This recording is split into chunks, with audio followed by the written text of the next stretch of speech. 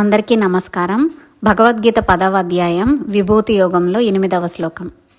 అహం సర్వస్య ప్రభవో మత్తః సర్వం ప్రవర్తతే ఇతి మత్వా భజంతే మాం బుధా భావ సమన్వితాః.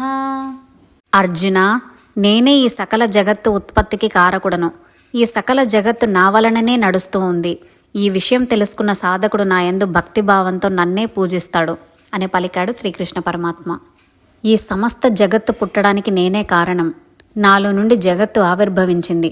ఆవిర్భవించిన తర్వాత నేనే దానిని నడిపిస్తున్నాను. ఆఖరకు నాలోనే లయం చేసుకుంటాను అని అన్నాడు శ్రీకృష్ణుడు.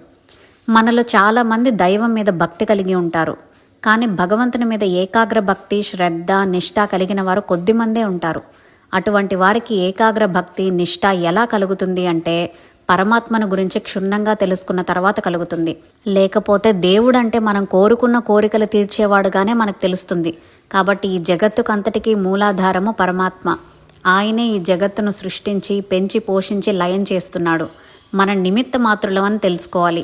అప్పుడే పరమాత్మ మీద అచంచలమైన ఏకాగ్రమైన భక్తి, శ్రద్ధ కలుగుతాయి. ఈనాటి శాస్త్రజ్ఞులు కూడా ఇదే చెప్తున్నారు. దైవకణంలో నుండి బిగ్ బ్యాంగ్ ద్వారా ఈ విశ్వం ఆవిర్భవించింది, విస్తరిస్తూ ఉంది. చివరకు అంతా దైవకణంలోకి చేరుతుంది. ఈ దైవకణాన్ని మనం దేవుడు, పరమాత్మ అని అంటున్నాము. శాస్త్రజ్ఞులు ఈ దైవకణం ఏమిటా అని ఎడతెగని పరిశోధనలు జరుపుతున్నారు. కానీ అంతు చిక్కడం లేదు.